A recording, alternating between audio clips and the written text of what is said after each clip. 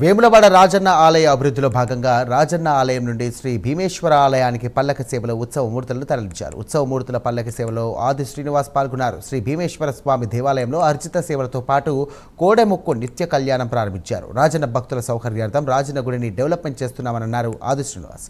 ఇక సీఎం రేవంత్ రెడ్డి ప్రత్యేక చొరవతో రాజన్న ఆలయ అభివృద్ధికి తొలి విడతలో భాగంగా 76 కోట్ల నిధులు మంజూరు చేశామని సందర్భంగా తెలియజేశారు. రాజన్న ఆలయ అభివృద్ధి విస్తరణలో భాగంగా ప్రత్యామ్నాయంగా భీమేశ్వర ఆలయంలో దర్శనాలు ఏర్పాటు చేశామన్నారు. పట్టణం రాజన్న ఆలయ అభివృద్ధి ప్రభుత్వ లక్ష్యమన్నారు ఆది శ్రీనివాస్. వేములవాడ శ్రీ రాజరాజస్వామి ఆలయంలో అభివృద్ధి విస్తరణ కార్యక్రమంలో భాగంగా వచ్చేటువంటి భక్తులు భీమేశ్వర ఆలయంలో దర్శనం చేసుకునేటువంటి కార్యక్రమం ఈ రోజు బ్రాహ్మణోత్తముల చేత వేద పండితుల చేత రాష్ట్ర ప్రభుత్వ పక్షాన తగిన ఏర్పాటు చేయడం జరిగింది.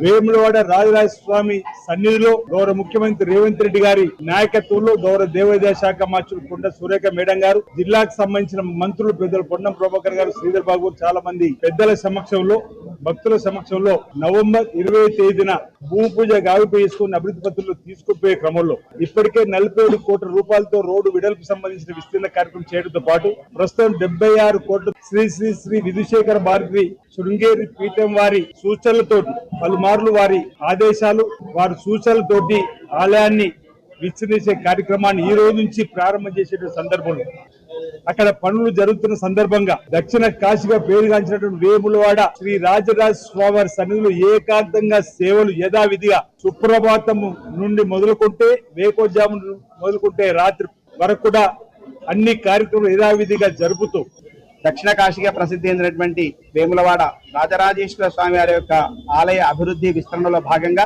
సమస్త భక్తులందరి కూడా సౌకర్యార్థం శ్రీ శ్రీ శ్రీ శ్రీ భారతీ తీర్థ స్వామి మహాస్వామి వారు అలాగే విధుశేఖర భారతీ స్వామి వారు వారి యొక్క సూచనలు ఆదేశాల మేరకు మన క్షేత్రంలో అత్యంత ప్రాచీనమైనటువంటిది మానవ స్థాపితం కానటువంటి సిద్ధ స్థాపితమైనటువంటి త్రేతాయుగంలో ద్వాపర యుగంలో కూడా ఉన్నటువంటి మూర్తి కలిగినటువంటి దేవాలయాల్లో ఒక దేవాలయమైనటువంటిది అది భీమేశ్వరాలయం.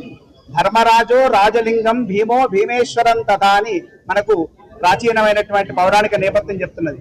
ధర్మరాజు రాజరాజేశ్వర స్వామిని ఆరాధించినట్టుగా భీముడు భీమేశ్వర స్వామిని ఆరాధించి ఇక్కడ నెలకొల్పినట్టుగా మనకు ప్రాచీనమైనటువంటి పౌరాణిక నేపథ్యం ఉంది.